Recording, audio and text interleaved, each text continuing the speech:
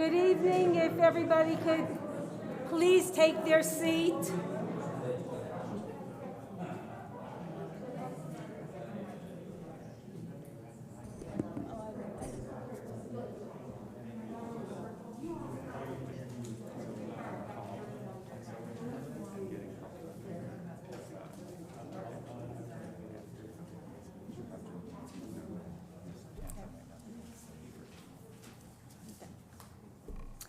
I am so happy to see everyone this evening. I realize these are uncertain times and we are all frazzled by these changing circumstances. This has been a really dismal year, filled with surprises of ups and downs. But hopefully with the new year coming, we will be a healthier year and stronger for what we've been through for the past 18 months. I really want to thank all the volunteers and the staff that has been truly amazing for the past 18 months, stepping up, showing their passion for Federation, that we should continue our mission and helping with programs and communications and everything. We really appreciate all the support you give us. Rabbi Komarovsky. We welcome Rabbi Komarovsky to our annual meeting, and he will give us the invocation. Good evening. If you'd like, we can just do Rosh Hashanah and be done with the whole thing. This week, we read Parashat Netzavim, and it includes and begins with a reminder that all of the Jewish people share in the obligations of the mitzvot that define our tradition.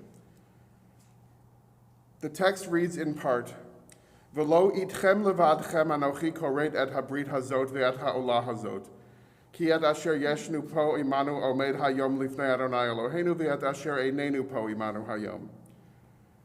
I make this covenant not with you alone, but with those who are standing here this day before the eternal our God, and with those who are not here on this day. The commentator Ibn Ezra explained that those who are not here this day, that's all of us. Whether in the wilderness of Sinai about to cross into the Promised Land, or in 12th century Spain with Ibn Ezra himself, or in 21st century Canton, Ohio, we Jewish people are bound together across time and place. And so as we prepare to conclude a Jewish year, begin a new one, and the Federation and its leadership prepare to make a transition, we ask for wisdom and patience to continue the vital work of this Jewish community. We ask for those who are here and for those who are not. Thank you to all who are concluding and continuing and beginning positions of responsibility. May each of you grow stronger together in your labors on behalf of something that is greater than any of us alone. Yasher koach to all of you. Thank you.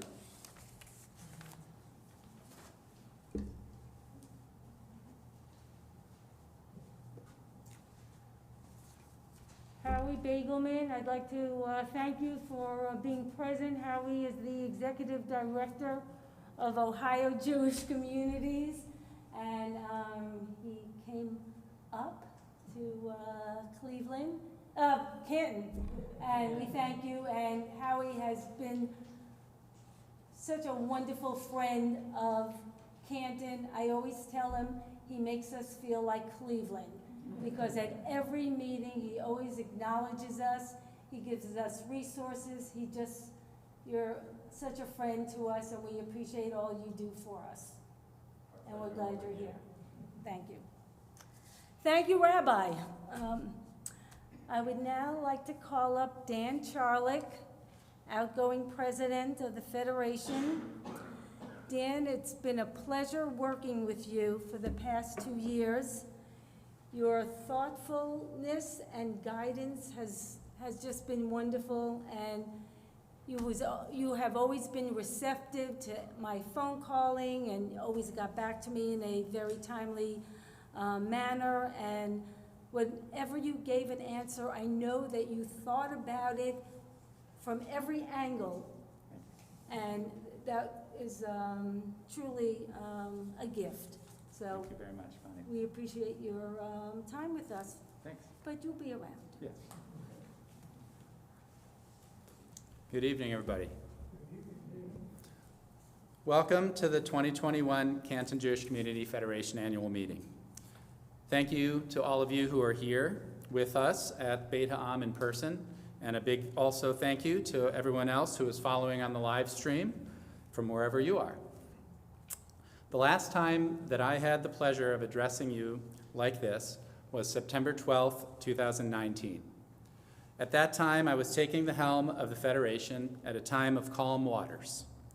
We were motoring along uneventfully, the hard work of moving into the new building well behind us, with our major challenge of raising enough funds in the annual campaign, given the slowly shrinking Canton Jewish population. We had completed a survey of as many members as would answer, and were preparing to pivot towards the priorities that you all indicated were most important to you. We were preparing to celebrate high holidays in much the same way that we had been for many years. We knew that the beautiful late summer would soon be changing to a cooler and colorful autumn, and in the back of our minds, we knew that winter was coming. But we could not have even imagined how bleak and lonely the winter of COVID-19 was going to be. A winter of isolation, sadness, and loss that has not yet really ended. I want to acknowledge those losses. Some of us experienced the loss of a loved one or friend as a direct result of COVID or not, and were often unable to be there, to be surrounded by their support system and grieve with the community's love and care. Some of us lost jobs, security, housing, other opportunities, special occasions like graduations, weddings, college drop-offs, and summer camps. We lost so much of what gives us joy, like concerts and live performances, watching our kids or heroes play sports, visiting and giving hugs to our parents, children, and grandchildren, even going to the gym or library or out to eat. Suddenly, we all had to become medical researchers, reporters, data analysts, epidemiologists, and public health specialists. A storm had come, and the only thing we could do was hold on and try to ride it out the best we could, and it has been a rough ride. We despaired the loss of our national identity. It seemed that the COVID pandemic uncovered an even larger sickness within our community, a disease of anger and mistrust, fear and polarization that had already been quietly tearing us apart, but under the stress of COVID, fully cleaved us into groups that don't even have enough in common to begin to talk about healing our world because we live in parallel realities and don't share an agreement on the most basic facts or values. Standing here, I would like to believe that we are starting to feel the wind settling and the seas calming. Vaccination rates are inching up. Many people are still catching and spreading COVID, but the vast majority of people, especially those who are vaccinated, are not getting so sick from it. Here we are in person, kind of. And we are 1 week away from celebrating Rosh Hashanah at Beit Ha'am again. Through it all, the Canton Jewish Federation and all of those in leadership positions of our Jewish organizations held it together, and I cannot thank you all enough.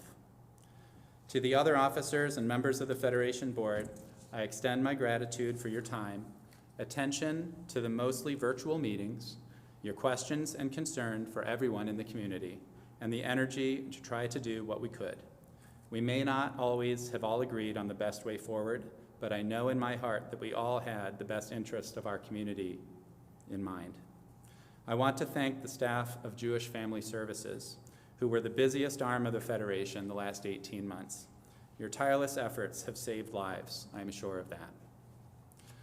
Thank you to the 2021 campaign co-chairs, Joan Ortman and Paul Garfinkel, and to Paul Garfinkel and Laura Goldman for taking on the job for 2022. Thank you guys. We all need to consider giving to the 2022 campaign and think of it as an important way that we can infuse life and energy into the Canton Jewish community. Thank you to Bonnie Manello for her continued tireless work for our community. You continue to work hard and benefit all of us in more ways than most of us will ever know. Thank you to the administrative staff for the hours of work, and to Karen Filippi especially for putting together so many of our communications, especially the Stark Jewish News, which is a lifeline for many people in keeping us connected. And thank you to Sam Wilkoff and the other members of the LLC board. The stress of feeling responsible for the physical safety of our community members fell most heavily on you. I appreciate how carefully you continue to work on endlessly shifting issues that pre-COVID you likely did not have expertise in. I want to ask all of you to be involved in our community. This is especially important if you are under 50 years old.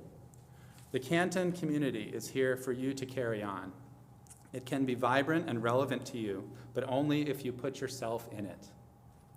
Start volunteering or keep it up if you already do. Give to the annual campaign. Accept a role on a board or committee. Help with a project.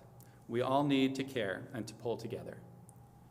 What was true in 2019 when the seas were calm is even more true now that the water is choppy and the wind is blowing. There are not enough of us that you can go quietly, letting others row, and still hope that the boat will move forward. We need each and every one of us to care and to give of themselves in order to keep this community afloat. With this speech, I end my term and pass the baton on to our next Federation president. I feel privileged to have had the opportunity to work with all of you and to serve this community. Thank you all for the hard work that you do, much of it behind the scenes. I know that the Federation will be in good hands. Thank you very much.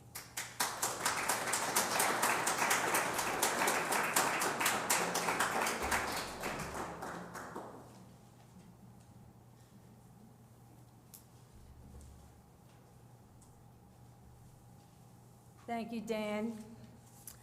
I would like to call up Fran Wells, Chairman of the Officer Nominating Committee, to give her report.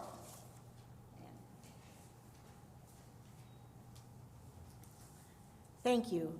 This year's nominating committee for the election of officers consisted of Mike Alprin, Jack Bauer, Bob Friedman, Laura Goldman, and myself. The slate of incoming officers are President Paul Hervey, Vice President John Strauss, Secretary Laura Goldman, and Treasurer Alex Friedman. All present today, if you are in favor, please join me in saying aye. Aye. Wonderful.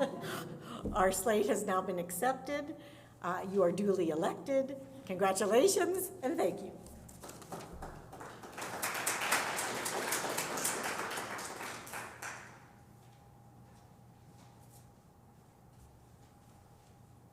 Congratulations to Paul. You want to come up here? And our new executive committee. I'm really looking forward to working with you for the next 2 years and to plan great adventures together. Want to come up, please?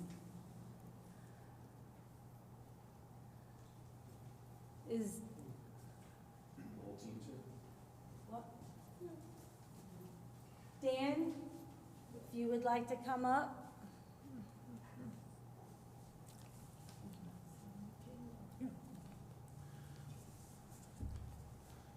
This is a little something from the Federation showing our gratitude about you working so hard and diligently for the past 2 years, and we really appreciate your time, and I definitely appreciate all the information and the guidance that you have bestowed on me. And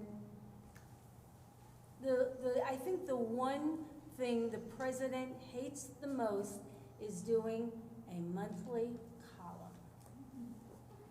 Everyone's shaking their head. And Karen sends out a notice about 20 days before the deadline, and we would always get a note from Dan, any special topic, and we used to give him some suggestions, or he would suggest something on his own, and he used to send us back in a day these unbelievable articles. So if we have to give a present, I would say that you would win just the timeliness, the agendas, the different topics that you chose. Everything was well-written and very enjoyable to read. I hope everybody had a chance to read it and that they We enjoyed did. it too. Right. So, Thank you very much. Thanks, Thank you. everyone. You don't get to leave yet. I don't. Dan, thank you so much for your leadership. Everyone appreciated it, your kindness during difficult situations, your fantastic writing, your timeliness. Everyone here has served in some capacity in these organizations. We all know how much time it takes out of your day. We also know how much time you have to work as a surgeon, and especially with that, knowing that you were able to give us your time.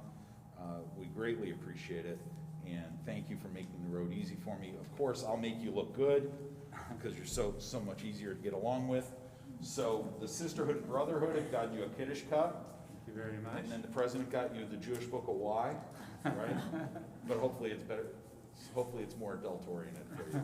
Thank you very Thank you much, very Dan, much, for your Bob. leadership and guidance. Thank you.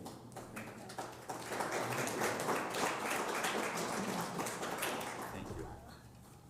I'm very excited to present our 2022 campaign chairs, Paul Garfinkel and Laura Goldman, and I know they're going to come up and say a couple of words.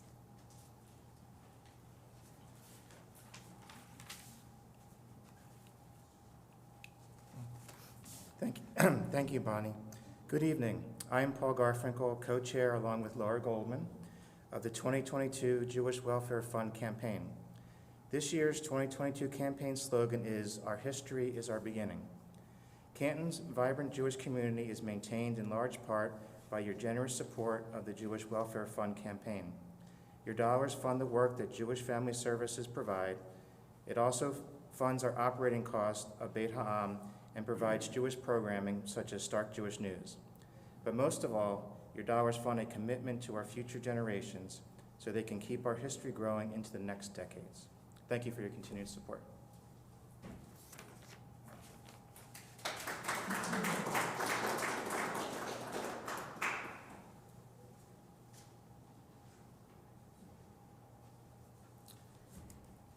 In June of 2021, we lost a very dear friend, Tamir Porter. Tamir was our first shaliach who paved the way for our shaliach program that lasted over 18 years. He was a special friend, mentor to a lot of students, teachers, and just a great individual, and we miss him dearly. And we have a couple of his special friends that would like to honor him this evening. So I'd like to call up John Strauss, who will be giving Adele Gelb's remarks.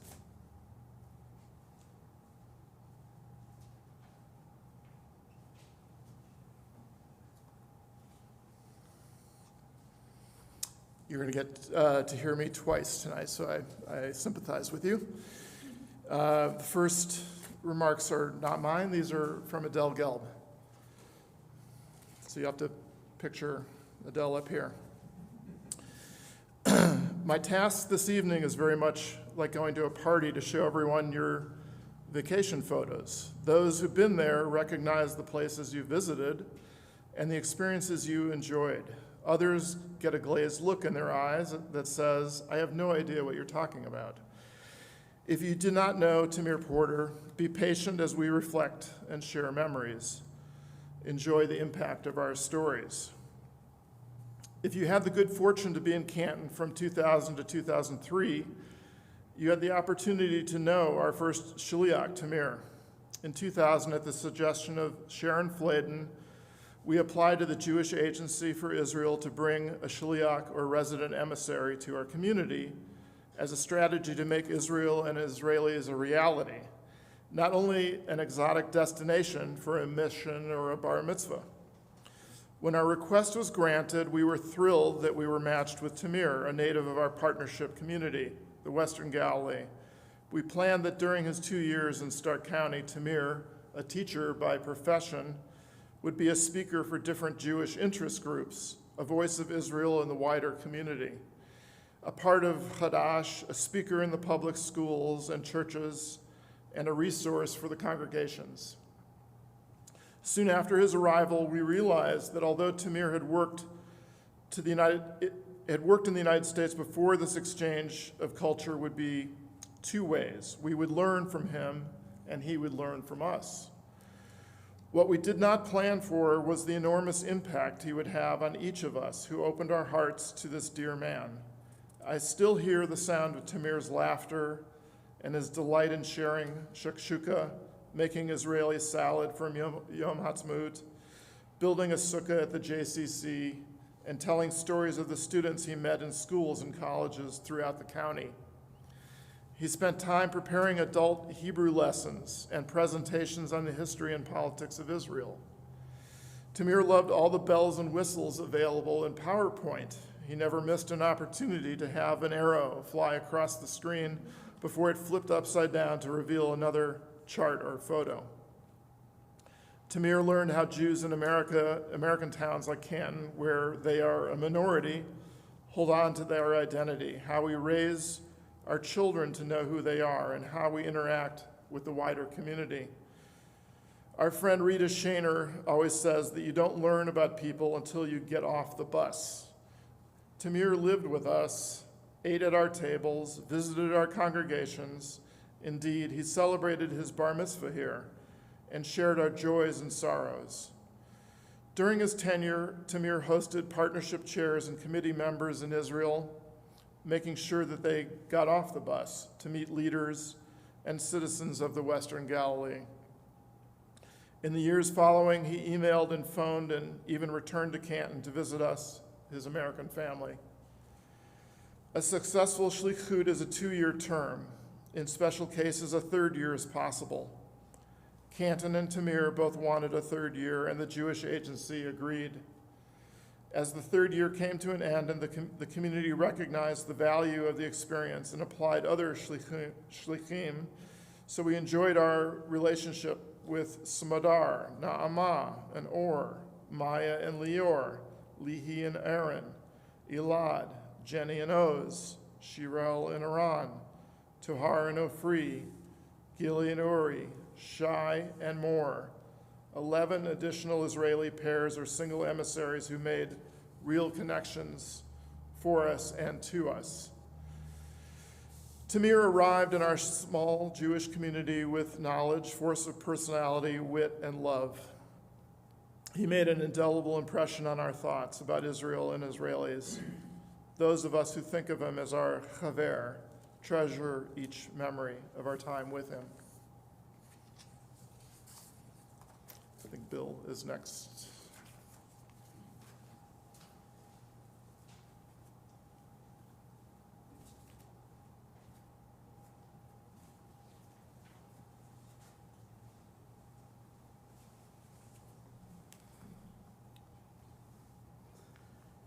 Well, hello, I'm Bill Weiss, and I was really fortunate to meet Tamir in Israel, actually, before he came here. And as was mentioned a little bit ago, I was part of that partnership. So the partnership 2000, as it was called at the time, with the Western Galilee. And so I was one of 5 Stark County educators who spent part of June of the year 2000 in Israel. And so I got to meet Tamir just as he was preparing to come here. And as 2 educators, that meant we overdid everything together, I think, as we tried to share information for each other. Trying to find out everything I could learn about Israeli politics while he was trying to find out about Canton. Tamir, of course, came to my classrooms at Louisville High School and visited every semester, but also was able to bring Moshe Schneer from the Ghetto Fighters House, and we did actually a sort of a full building assembly. So we did lots of things really early on. He also got our English department involved in the book sharing project, and I think that's still going. I'm no longer at the high school, but I think it's still going. Eventually, through this program of Shaklim, it kept growing. Tamir started it, it kept growing. So I think that pretty much every semester from 2000 to 2015, when I left Louisville High School, we had visits. In addition, we had visits to football games and basketball games and proms and hearts dances, all kinds of things, depending on the interest of the individuals who wanted to know something else about American culture. We also created a diversity club at our high school, and I think Rabbi Spitzer was our keynote speaker one year. And so it was sort of amazing, all of the things that came out of this initial program with Tamir. In addition, though, I have now gone on to adjunct university teaching, so the program has continued for me. In fact, Moore was in my classroom several times, and now he's studying political science in Israel after studying it here with us. Also, and my wife Laura is here tonight. She's a professor of nursing at Malone University. And lots of Israelis have come to her classroom where she teaches a course in cultural nursing. And among many things I was able to attend often, we were able to learn an enormous amount about the Israeli healthcare system and do a comparison between the US and Israel. And so I know I'm leaving some things out, but this program has been, for the last 21 years, an amazing one for me to be involved in. I also, from on a more personal level, am thinking an awful lot of lunches and dinners with Tamir, usually at John's, but some other places too. And even thinking about what he liked to order. I think that the best way that we can preserve Tamir's memory is post-COVID is get the program going again. And in fact, wouldn't it be nice to name the program after Tamir? Just a thought. In conclusion, I want to thank you all for inviting me here tonight, but I also want to thank you for welcoming me here for the last 2 decades at an enormous number of activities and events. And I just can't thank you enough.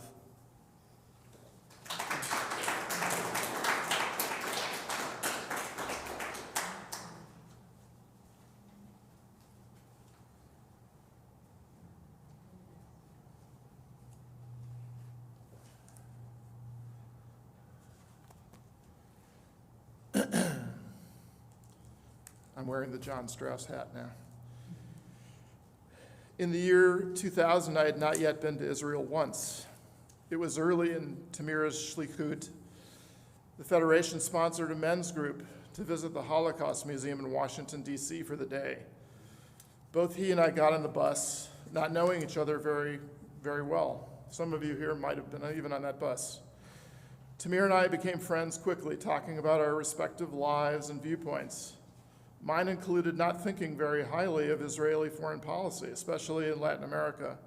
I learned about his personal story, his high school teaching, about his family, which had been almost entirely wiped out during the Holocaust, his parents making Aliyah, and becoming pioneers and founding Kibbutz Ein HaMifratz, about his membership in the Israeli peace movement, and his attendance at Rabin Square the night that Yitzhak Rabin was assassinated. My brief perspective tonight is about my friendship with Tamir and what he meant to me as well as to my family.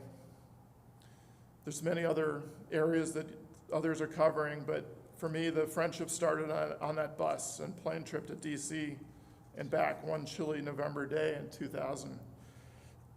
Over the course of Tamir's 3 years in Canton, he grew so close to me and my family that he accompanied us on trips to see our family in California and Arizona. He traveled with us to a vacation home in New York State.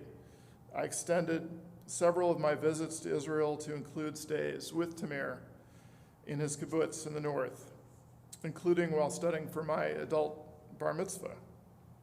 And yes, just as Rabbi Spitzer was helping me with my preparations, Tamir was coaching me on pronunciation and the meaning of the words in the Torah. In case you did not know, Tamir was an ardent atheist, and his kibbutz was militantly anti-religious. It did not stop us from reading Torah under the palm trees in the sacred garden of the kibbutz. I'm not saying any of this to claim that I had any privileged relationship with our shliach of the time, because it was the kind of relationship that he would have had with any of you here or listening at home, if you so desired. He was dedicated to each and every friendship where the American was interested in getting to know the Israeli a little bit better. I wanted to learn, and he was a teacher. I learned about Israel. I learned conversational Hebrew. You can compliment him on my ability, but don't criticize him for my lacking. I learned a great deal about the Israeli peace movement and efforts to have a relationship with the Palestinian side. I learned about history and the difficulties of having a relationship with the Palestinian side. We talked about God and religion. As I'm sure you'll hear from Rabbi Spitzer, Tamir learned a great deal about American Jewry and our relationship to religion and the reform and conservative movements, which are so fundamentally different from Haredi Judaism in Israel, and which upended his perspective about the religion. Tamir was passionate about his beliefs, about opinions, and he felt life intensely. He was the heaviest cigarette smoker I ever knew. And most of us who spent time with him learned that quickly. But did you know that he gave up smoking cigarettes? About 5 years ago, he completely quit. I still cannot believe that he was able to do so.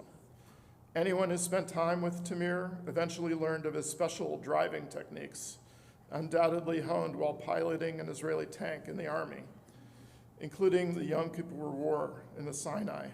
Who else would drive a car into the middle of an intersection and stop and look around to make a very deliberate decision on which way to go? No amount of honking mattered to him. In spending time with Tamir and seeing Israel through his eyes, I gained an understanding of that country that would have been unreachable in any other way. Rigid ideas about what and who was on the right side of history that I may have had before 2000 were more nuanced and complicated once I had experienced an Israeli peacenik's perspective from one who had fought in a war with Arab countries and who had experienced loss. But nothing prepared me for Tamir's mother's love for me as his friend. Each time I visited, there was a daily flow of homemade cakes that I could never eat all of. But there was also a flow of stories and perspective of a woman who had brought up 3 sons in a country that was not a nation when she had made Aliyah and rescued another son from the ruins of the Holocaust after the Second World War. She was a shliach in New York in 1947 when there was no nation, and returned to a new country in 1948.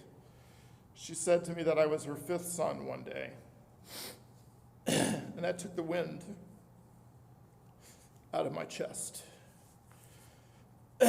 When she passed away, I knew I had to be there for the funeral, for Tamir and for myself as an American who felt connected to Israel as a family member. Excuse me. Tamir was private while here about his personal life, but when he visited Canton for Kaya's bat mitzvah and brought his partner Yoram, he realized that his personal fears about being accepted were phantoms only in his mind. The community embraced him and Yoram and their love, as we always had, and I believe we gave him a gift in being ourselves and accepting him as if there was any other choice. That my 3 daughters' bat mitzvot were all attended by Tamir, and that my daughter, Jessie, felt like spending most weekends in Tamir's home during her gap year in Israel were testaments to how the family connection was a two-way street. I may have had one of the closest personal connections to Tamir resulting from his shlichut, and because of that, his loss is a slice out of myself. But I truly believe that Tamir made a personal connection with anyone in Canton who had an interest in him and Israel, and touched so many in a personal way. That was his teaching style. Thanks.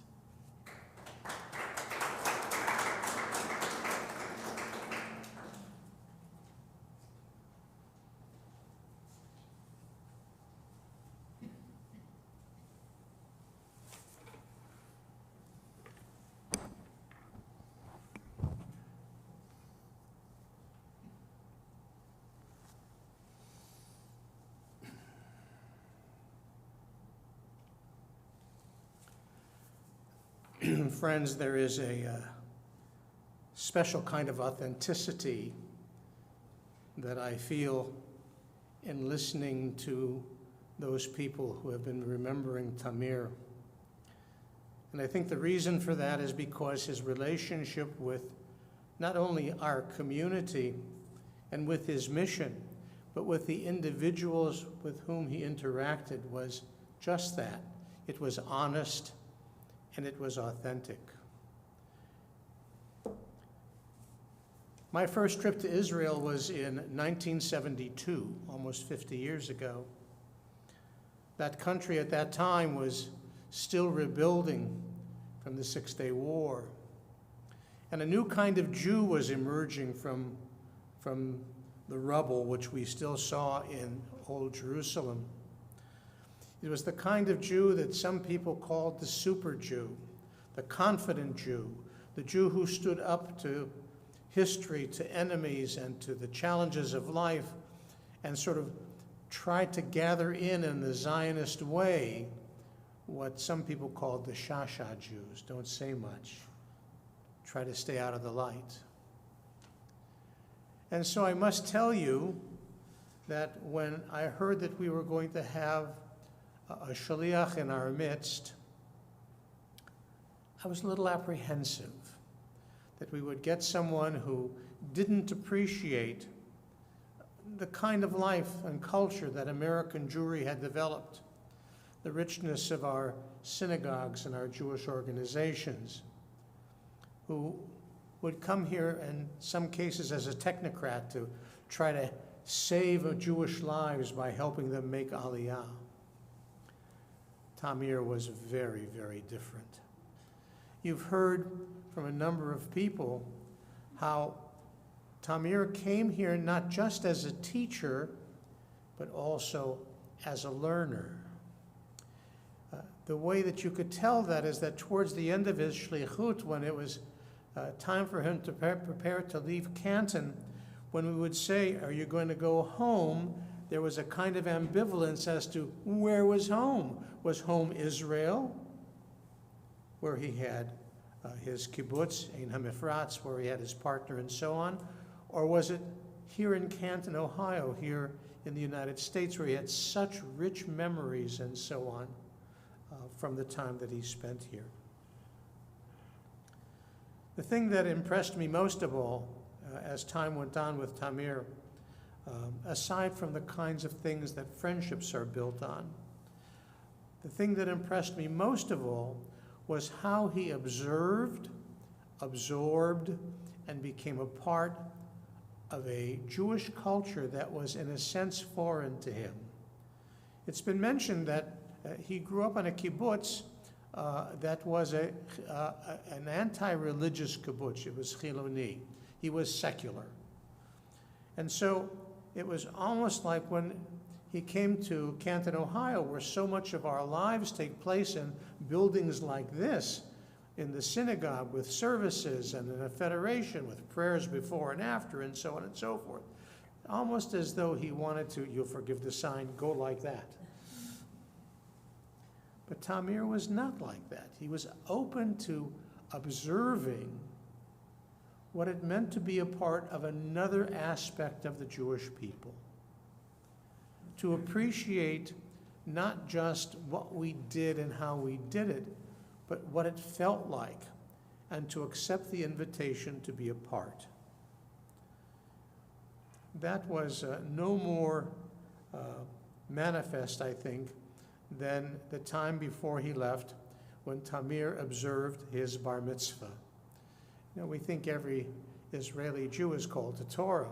Well, perhaps every Israeli Jew is able to read Torah, usually correctly, but not every Jew is called to Torah in the way that we understand being called to full membership in the faith and fellowship of the Jewish people.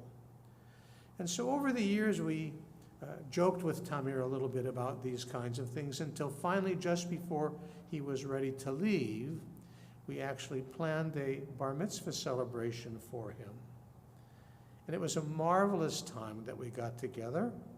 his friends and his acquaintances in the community came to the synagogue to celebrate this wonderful time.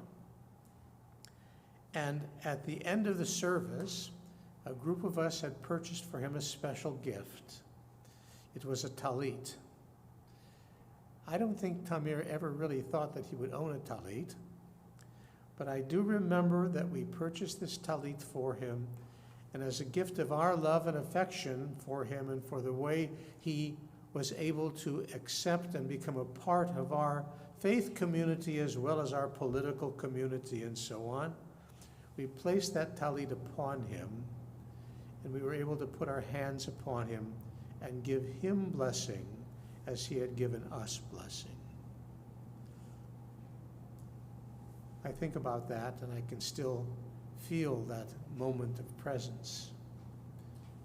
Rabbi Komorowski began our meeting this evening in his invocation by invoking the selection of Torah that we read, which says that God made the covenant and commandment not only with those who were standing at Sinai that day, but those who were not standing there. That verse, those who are here and those who are not here, gives a new definition to the concept of presence. And even though Tamir Porter is not here this day, his memory, the impact of his life, what he taught us, and what he learned from us is still a presence that we can feel. It's still a sense that we walk through the door of memory and he is still here. God continues the covenant, not only with those of us who are here, but those of us who are not physically here anymore. So we spend a moment or two, we think about Tamir Porter, what he did for us, how he changed our lives. And we ask that the Holy One of Blessing remembers him and allows us to feel his presence all the rest of our days. Amen.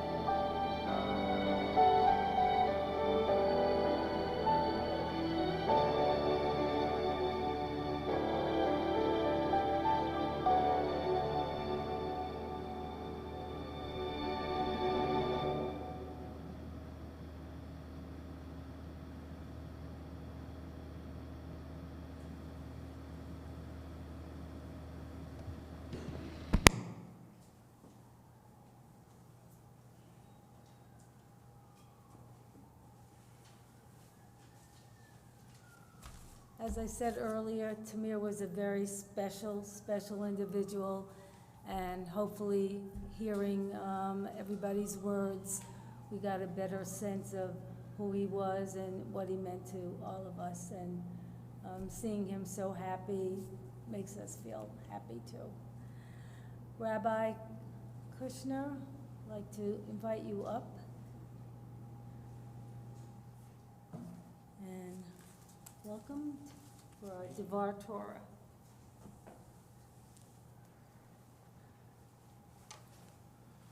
Good evening. Probably the best of our Torah to speak at an occasion like this is to encourage people to give charity. I think people would understand why I chose that one. It's part of the theme. So interesting, we have throughout the Torah different pockets, different places where the Torah specifies giving. The first place that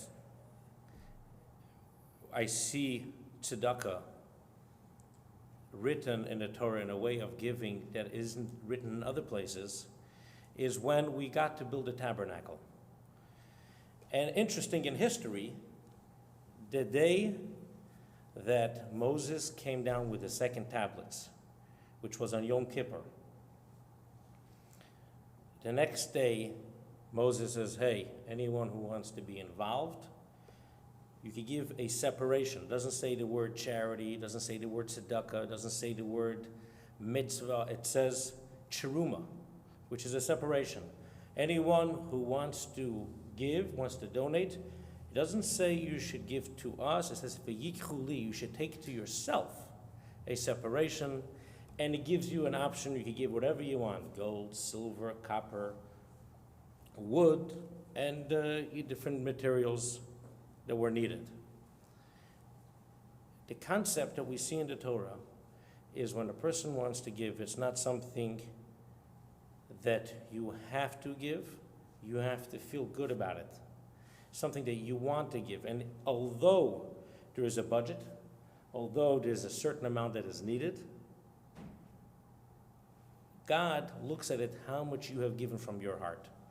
If we have a budget for $2 million, I think that's around, a little more or less, around. I think it is.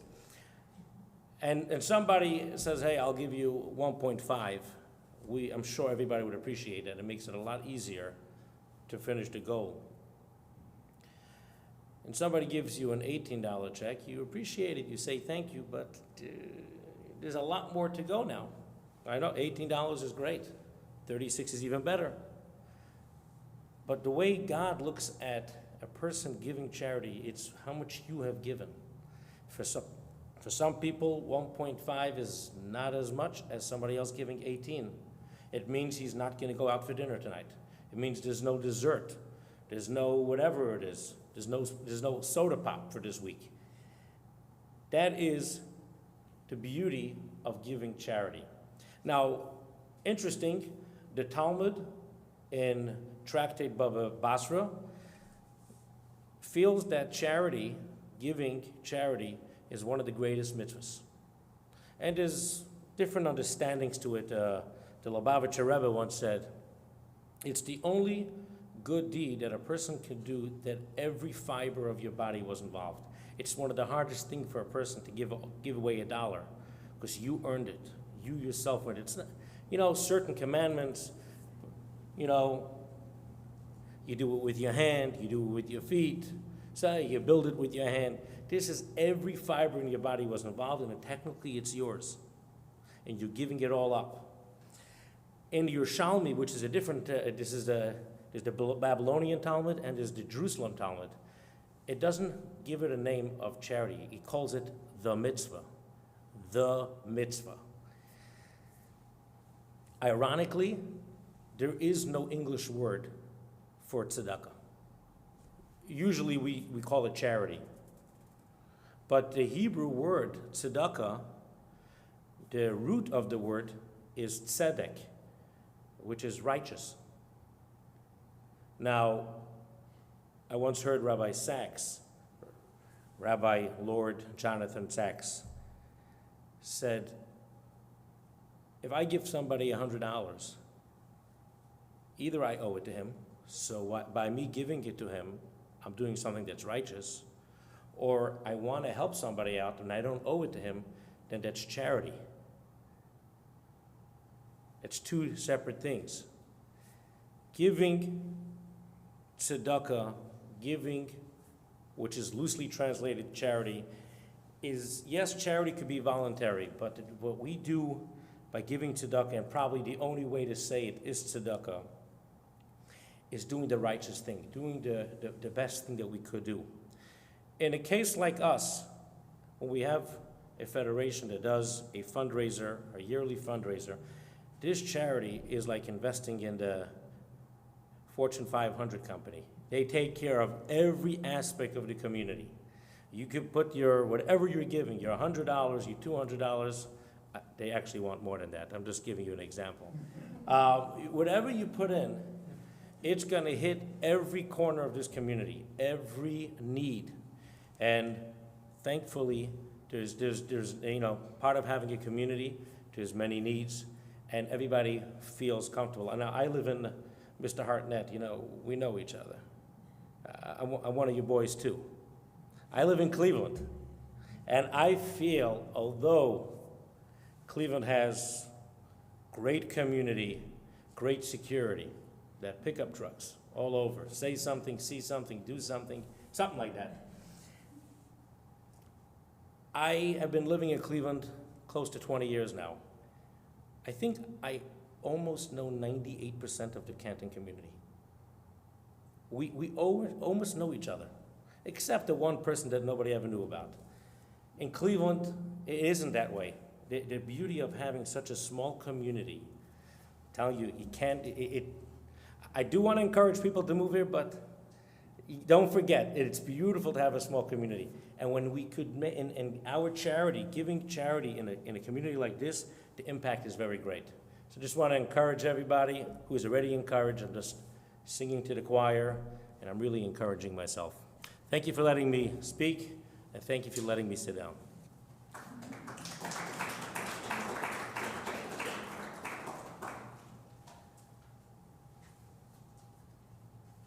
I'd like to ask Sam Wilkoff, the president of our LLC, to come up and to introduce our speaker, Jim Hartnett.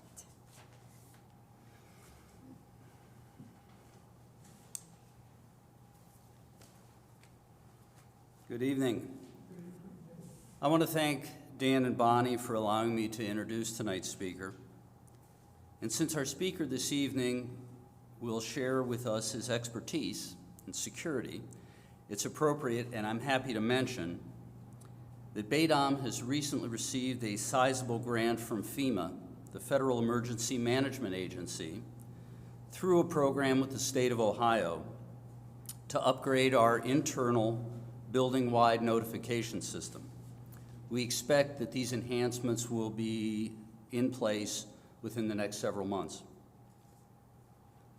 Jim Hartnett is the director of the community-wide security at the Jewish Federation of Cleveland.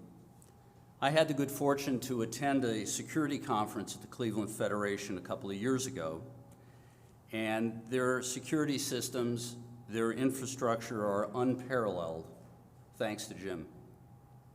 He's provided the Cleveland Federation with his 29 years of broad experience in many facets of domestic and international security operations. Please welcome Jim Hartnett.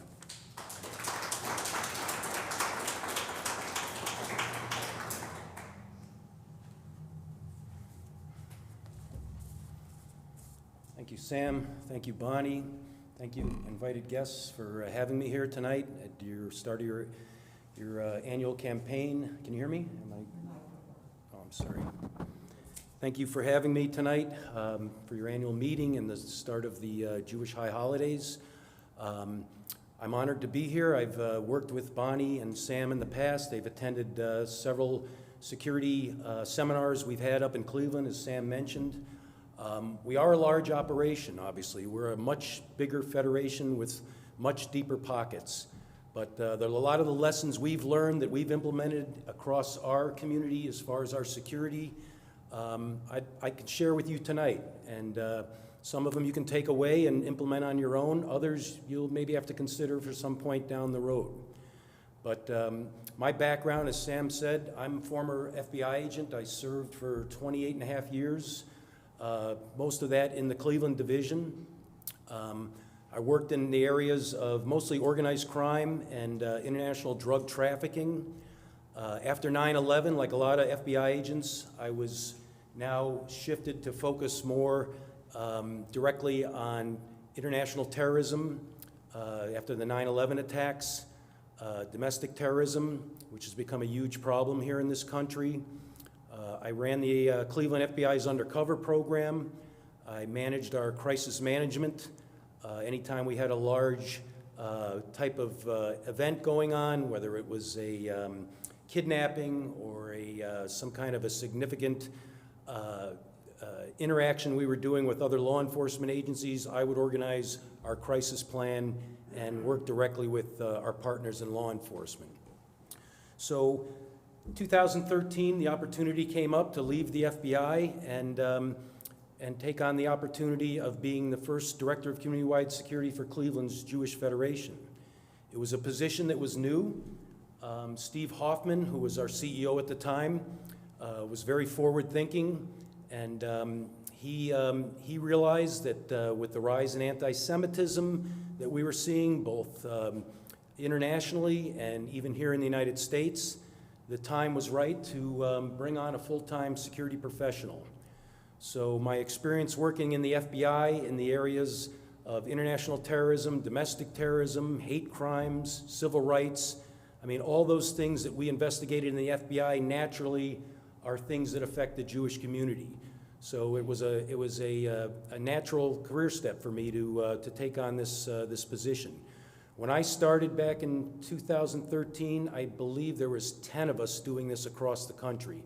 10 Federation security directors in total.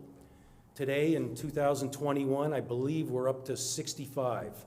And pretty much every large and small Jewish community is having to address their security. Some are able to afford to put on a full-time former FBI agent or Secret Service or chief of police or military person. Others, unfortunately, you know, that's not feasible because of what they can afford to put in their budget. But there are many resources out there that a lot of you have tapped into down here with your security, and some others I'd like to share with you tonight. So let's start by saying over the past several years, I mean, it's become a matter of record that threats to Jewish institutions worldwide are significantly increasing, including here in Ohio, as we've seen from the rise in hate crimes and ADL reports as to what's going on across Ohio as well. As a community that has faced many forms of anti-Semitism, we are once again challenged with safeguarding our community and making security a priority in order to ensure that our future continues for generations. We've lived through this show before, right? Unfortunately, once again, the numbers are going up. The things that we share as a Jewish community, common values, traditions, and responsibility to one another, have carried us through these difficult periods in our past history. And I believe there's no greater responsibility that we hold collectively than ensuring the safety and security of our community. And many Jewish federations, like you tonight having me here, are looking at your security and where you need to go with it. The current threats we face against our community are very complex, they're varied, and they're real. From Islamic extremists to violent white supremacists and to all those that seek to inspire against our safety and security. The troubling increase in hate crimes, which we saw just today, this FBI report came out, reinforces a trend that American Jews are the top target for hate crimes once again. Anti-Semitic incidents and physical violence directed at Jews around the world and here at home is a call to action for all of us. We have a responsibility to protect our community and who we are, ensuring that every one of our Jewish schools, synagogues, and agencies remain open and vibrant while being safe and secure from those who might seek to cause us harm. So as we get ready to start our 2021 high holidays, once again, as I mentioned, we're dealing with a rise in anti-Semitism and hate crimes. And unfortunately, as much as we do not care to admit to ourselves, the threats are real and they're growing. Anti-Semitism has become quite normalized, unfortunately, in public life and on social media. And every one of us needs to do our job to push back against that, to shine a light so that it doesn't become acceptable, because that becomes a problem, and we've seen that in past history.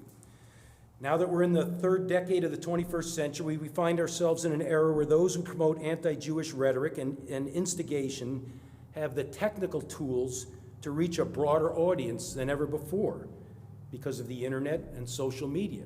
They're able to reach out and touch people that never before might have mobilized against us, but because that message of hate is constantly out there and people are being receptive to it that have warped ideology and just mental health issues and access to weapons, that becomes a problem for us.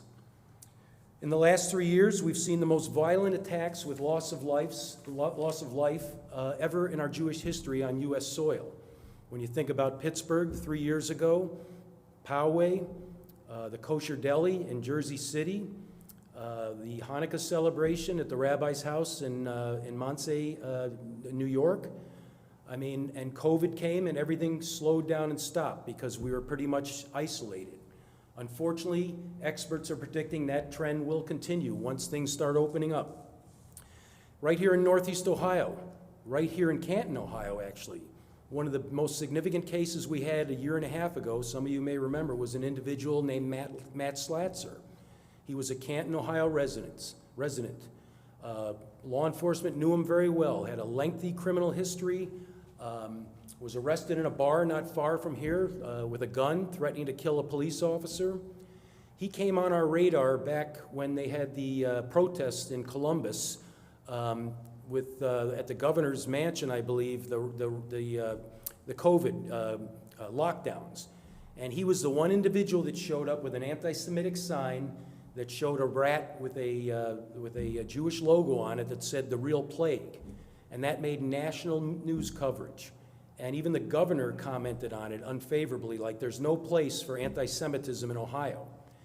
Now that got our interest because from a law enforcement perspective, there was nothing they could do. That's basically free speech. You know, there's no crime being committed just because you hate Jews.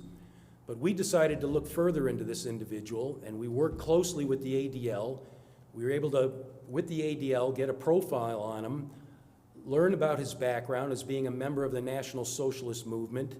He was closely associated with an individual that the FBI had on their radar because he was looking to bomb a synagogue and also attack a hospital out in, I think it was in Missouri, an individual named Tim Wilson, who ended up getting killed in an FBI shootout. So we started putting the pieces together, meaning our Federation security, both here in Cleveland, in Cincinnati, where we have another security program, working with the ADL, working with our law enforcement partners. We then learned that he appeared at a Dollar General store in Stowe, Ohio, on the day of the Kent State 50th anniversary, where they were going to honor those 6 students that were slain. I believe 4 of them were Jewish. And he shows up at this Dollar General store wearing Nazi paraphernalia, all dressed in black, carrying a sword and a hatchet. And he goes to the clerk and says, "How far is Kent State? I heard there's going to be a lot of Jews there today." And the clerk looks at him innocently and says, "Why, are you Jewish?" And he says, "No, I'm part of the Aryan Brotherhood, and I'm looking to find some Jews." So luckily, she called the Stowe police. He had left by then, but that was presented to the Kent State Police just to make them aware of it, that this individual that showed up in Stowe, Ohio, was making some potential threats to the event at Kent State that day. So Adam Hirsch, the Hillel director, called me and said, "Hey, this incident just happened." We went to the Stowe police, got pictures of the individual. We quickly realized that's the same individual as the guy that was in Columbus a couple weeks ago. And then we took the ADL report that we had that indicated this guy's propensity for violence, and we went directly to the Canton FBI and the Canton police. And to their credit, they immediately mobilized and said, "We need to get this guy off the playing field." I mean, we literally could have been heading for a Pittsburgh with the way this guy was going towards path of violence. So they ended up arresting him on a gun charge that the locals had been holding against him, but to bring him into the federal system, he was now going to get much greater penalties. And he did. He ended up getting sentenced, pleading guilty, sentenced to 27 months, which he's been in almost a year now, so he's halfway pretty much through his sentence. And this is an individual we're going to have to follow, you know, as soon as he gets out. But these are the type haters that live amongst us that we need to be aware of. 2 weeks ago, we were contacted by our local law enforcement in Beechwood about a planned White Lives Matter rally in front of the Maltz Museum of Jewish History on a Saturday morning. Why they decided to come to a Jewish facility, we don't know. But sure enough, we were given a heads up. We were able to get our Federation security out there. The police had appropriate coverage. We had cameras from the museum that we could monitor, you know, the protesters, of which only two idiots showed up with their sign that says, "You will not replace us," which is kind of the rallying cry now of a lot of these white supremacist groups. So these are things we have to be aware of and we have to track. And there's countless other examples of incidents that were stopped by quick law enforcement interventions, such as the guy that was going to attack the Youngstown JCC 2 summers ago, and then there was an individual in Toledo, Ohio that was targeting 2 synagogues there that the FBI was able to arrest before he could carry out those attacks. So my point is, I mean, it's incumbent upon all of us to work together. We're one community. You know, a threat to Canton is a threat to Youngstown, is a threat to Cleveland. And we need to work as a community to make sure that we're prepared and we're using every tool we have to stay safe and away from, you know, these past violent incidents. So where does that leave us today? Well, one of the things when we started building our security program in Cleveland, and as I said, I got there was really nothing in place. So my boss, who is still my boss, Oren Barat, some of you may know Oren. He's got a very distinguished past career with the Israeli military, and he runs our community outreach program and also our international program, as well as our security program. And we sat down when we started putting together our goals as to how we were going to build our security in Cleveland amongst our community. And his point was, we have to create a culture of security here. I mean, we've got to get the whole community engaged. It's kind of like what we see, most of you that have gone to Israel, as soon as you get off that plane at Ben Gurion, I mean, your head's literally on a swivel. You're much more aware of your surroundings, just because for the past 75 years, you know, they've been under constant threat. So that model, to bring that to Cleveland and other places in the United States, is somewhat challenging because we don't have that mindset. So we came up with 4 principles that we decided we'd build our security program on. We call it our 4 pillars of good security. And any community can implement these. And I'm going to go over all 4 right now. The first one is just what we're doing here tonight. It's awareness, is creating awareness amongst the community, that it's everybody's responsibility to look out for each other. It's not enough to leave it to the police or leave it to, you know, the guard you hire at the front door or the receptionist. It's everybody's responsibility to you know, take the initiative to report suspicious activity. Nobody, there's a popular saying, no one knows the Jewish community like the Jewish community. So things that don't look normal or out of your baseline, they should get your spider senses going, and that should be reported. And there have been attacks stopped because of it. So creating that awareness. One of the things Oren came up with, which was brilliant, was designating red zones. So for every one of our synagogues, our day schools, our JCC, our Federation building, we went around and we looked at, okay, if I put my evil hat on and I wanted to be an attacker, where would I sit to gather intelligence? Because pretty much any time you look at these historical attacks, whether it's against a school or anything, a business or the government building, there's been hostile surveillance. Individuals do their homework. They don't just show up one day and say, oh, there's a facility, I think I might go in there today and target it. They prepare. I mean, we've seen it. There's been over 100 incidents where we've, talked to people in the past and they would recreate how they gathered intelligence before they carried out their attack.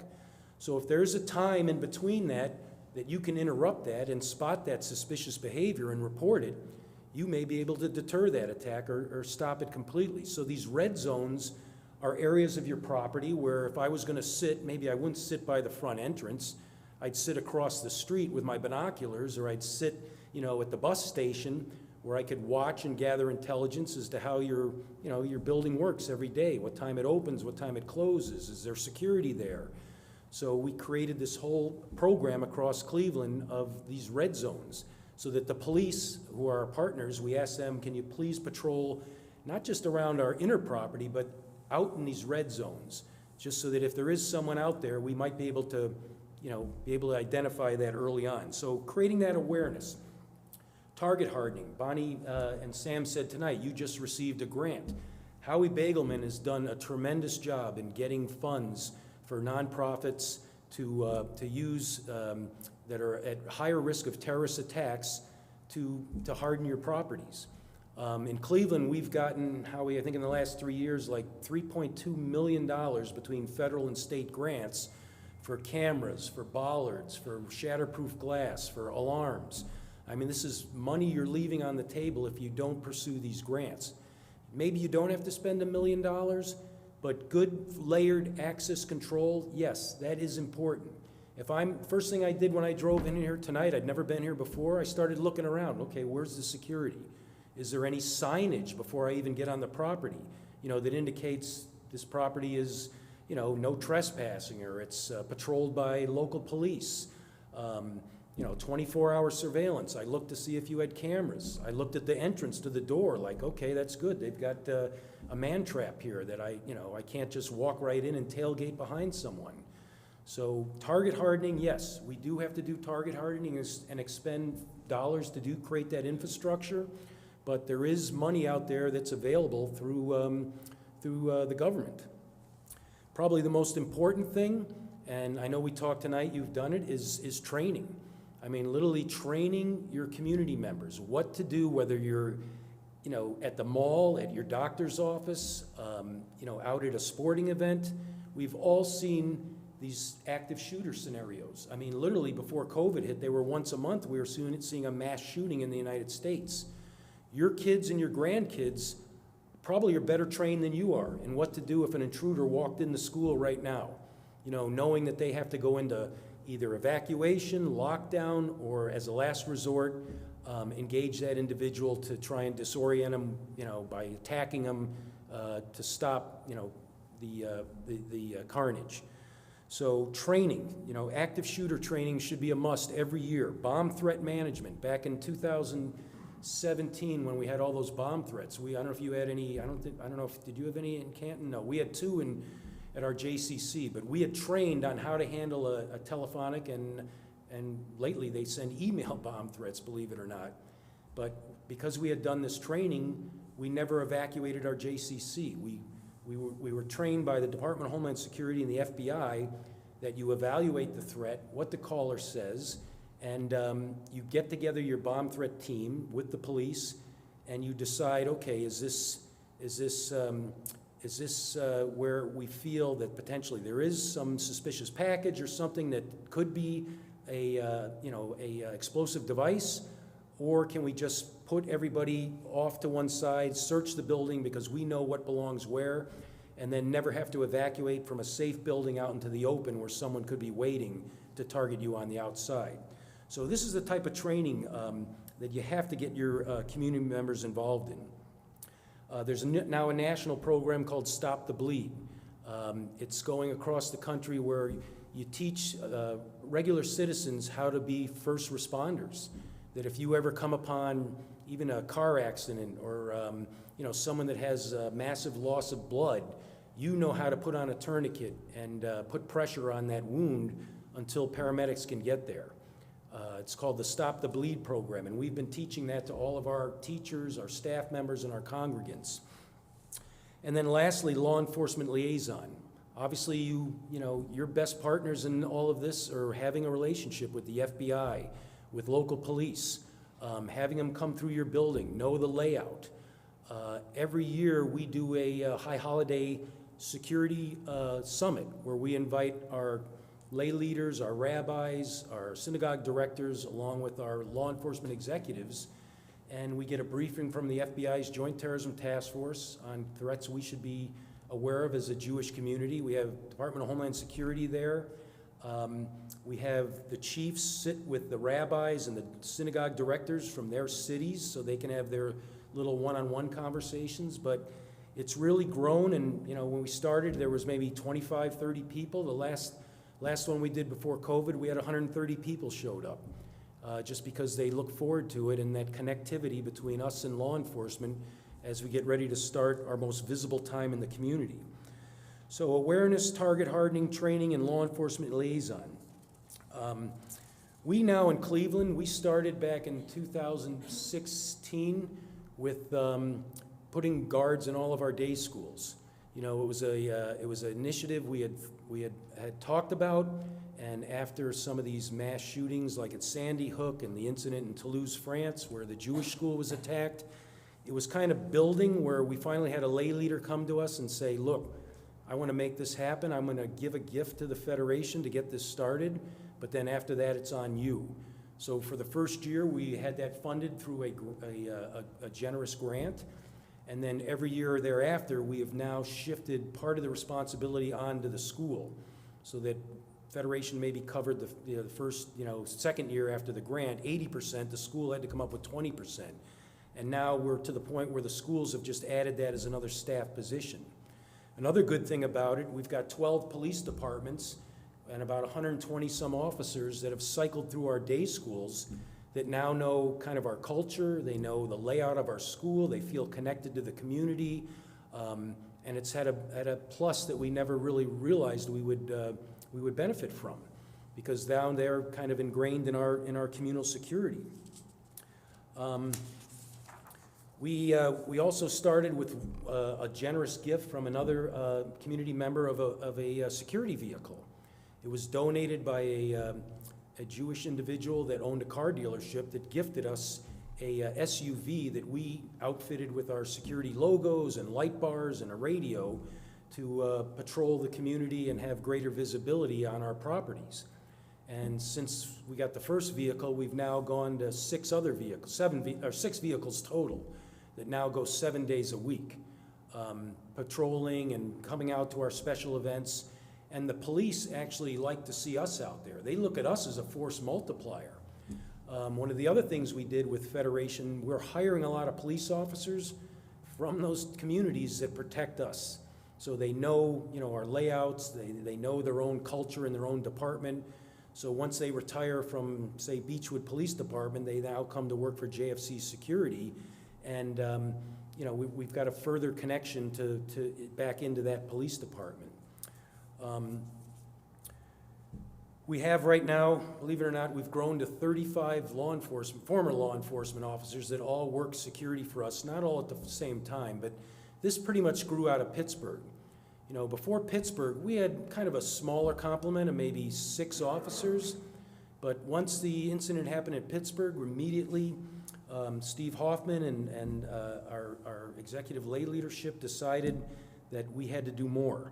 So we offered to every synagogue that before Pittsburgh could not afford to have a police officer or a security presence, that we would fund that for the first year. And we were able to hire an additional, 20-some police officers that now work for us and protect our synagogues for Shabbat services and religious education. And we've got 5 former police chiefs that work for us that came to work because they know it's a good community to work for. They've never been thanked so much. You get a lot of these police officers that are like, I can't believe how nice everyone is to me. I'm used to everybody, giving me that middle finger or, kind of flipping me off. And I come to work for the Jewish community, and these Jewish mothers bring me cakes and candies, and it's like they are very, very happy with the mission they've been handed in protecting our community. So one of the initiatives that we have underway is creating what's known as a smart city.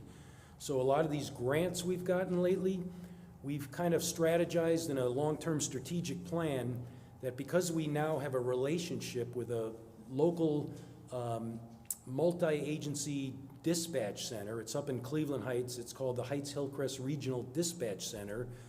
They are allowing us to put a presence within their dispatch center to monitor our community radios, because we gave two-way radios to all of our agencies with an emergency channel. So in the event they have a critical incident or some higher level threat, they can get on that radio, and on channel 1, they can immediately get police response.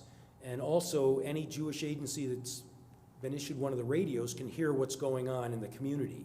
So if there's a threat to one of our facilities, all the others will be hearing that, and hopefully, as we've trained them, they'll go into, you know, a secure profile until we can tell them to stand down, that everything's okay. So we have this relationship with this regional dispatch center and this smart city concept. Now we're networking all of our cameras, all the new cameras we're putting outside of our synagogues, our JCC, our Federation building, Menorah Park. They're all, if they get the right software, this is the challenge, because we have to kind of rein everybody in and make sure they get on the same software platform, we can monitor their cameras remotely from the dispatch center.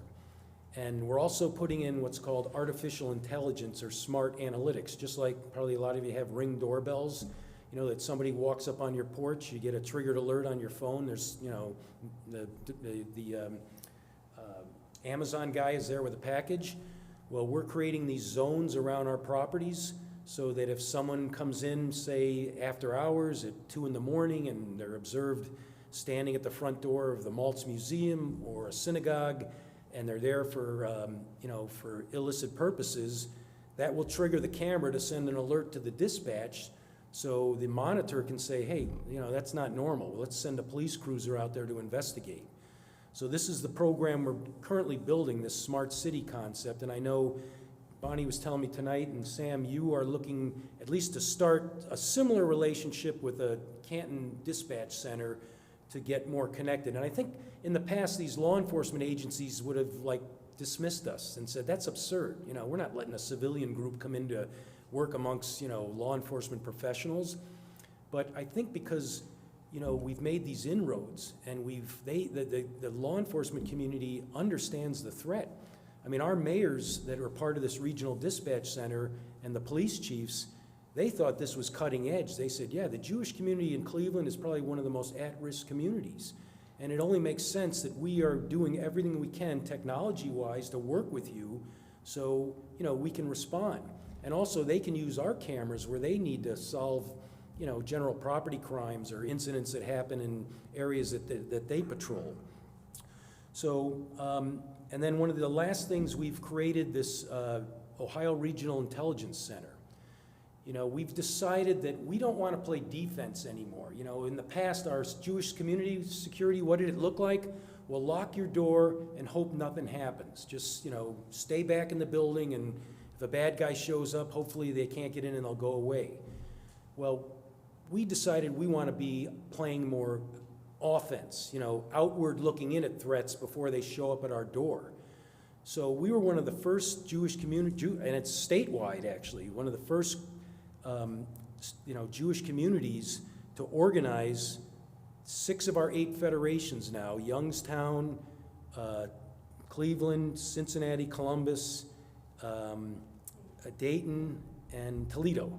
So the 6 of us, and we obviously work with you. I mean, I know there was a financial commitment to be part of this, and because, you know, some federations are smaller, like yours and Akron's, but we said we'll share everything we can. You know, we're here to help you know, anybody that maybe has their safety, you know, called into question. So we've hired a team of analysts, and all they do is monitor threatening comments and things on the internet in Ohio that could potentially affect our security.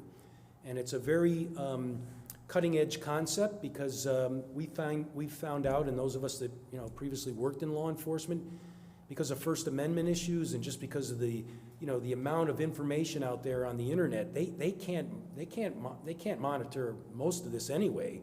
But we can, where we see potential anti-Semitism or hate crimes and someone going down a path of violence against us, that we can then hand that to the FBI or local police and say, hey, here's a profile of an individual who's online and he's connected to, you know, neo-Nazi or white supremacist group, and this is something we'd like you to drill down into.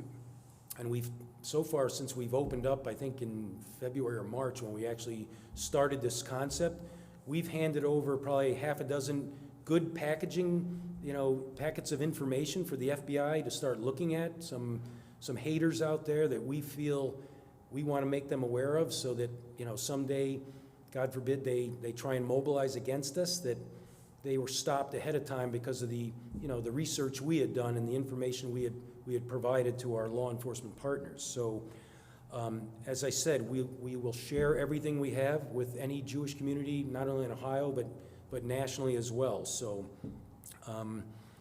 so that's kind of in a nutshell, you know, kind of this lot of what we've got going on up in Cleveland.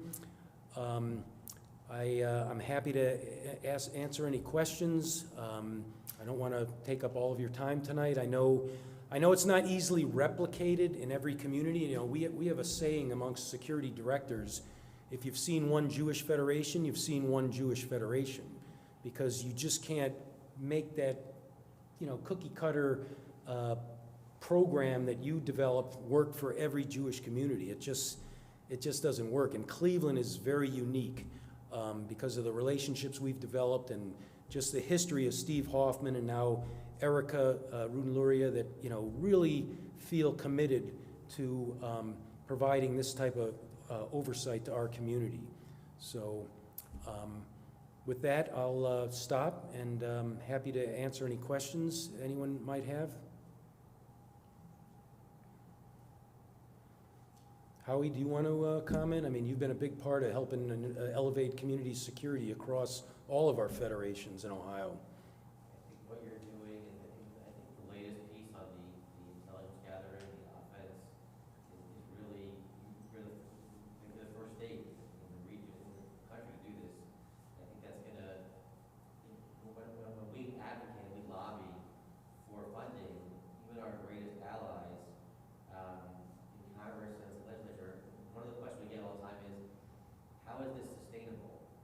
And we're happy to give you the funding, we know you need it, but how is it sustainable in the long run? And I think what you guys are doing, all you're doing with the intelligence and also with the technology, is helping leverage those dollars and the community dollars together and make it sustainable. So I think it's a real model.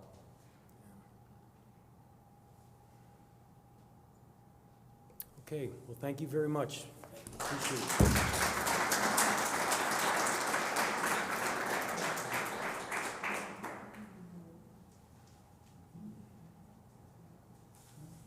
Thank you so much, Jim. That was really very enlightening.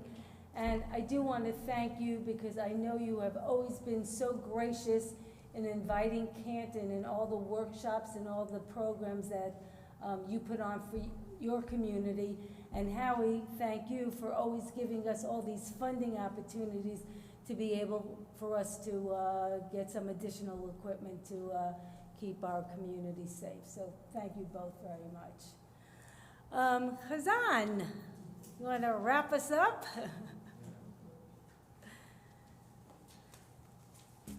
Hazan will do the benediction.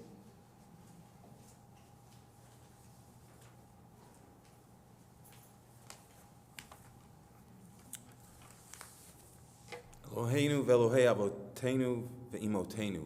Our God and God of our ancestors, we are grateful to be together this evening for the annual meeting of our Canton Jewish Federation, especially in light of all the challenges that have beset us the last year and a half.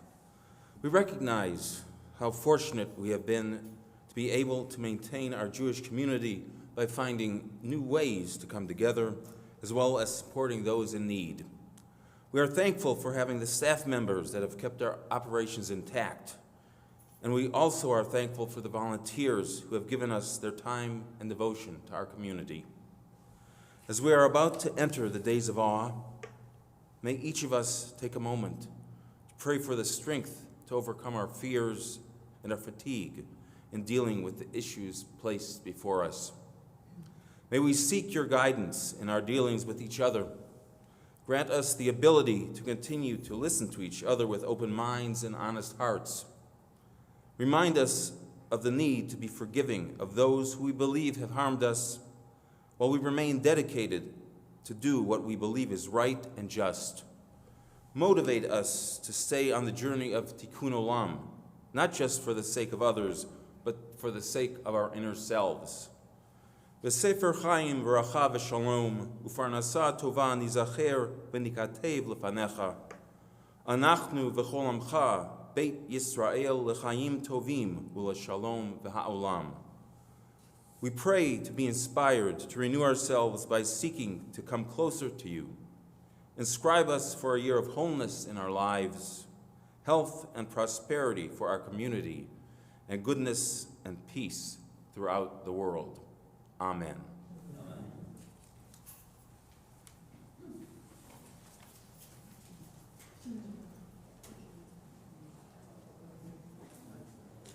I just want to wish our executive committee a mazel tov for their election this evening.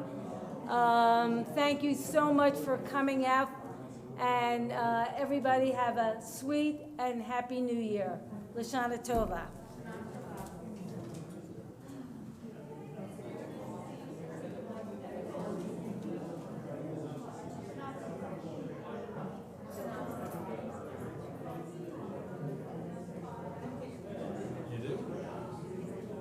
The mask is good. Do you want it with the mask or With the without? mask, because if they get off, it's going to be a problem. Why am I smiling? Your eyes are smiling. Thank you. Thank you.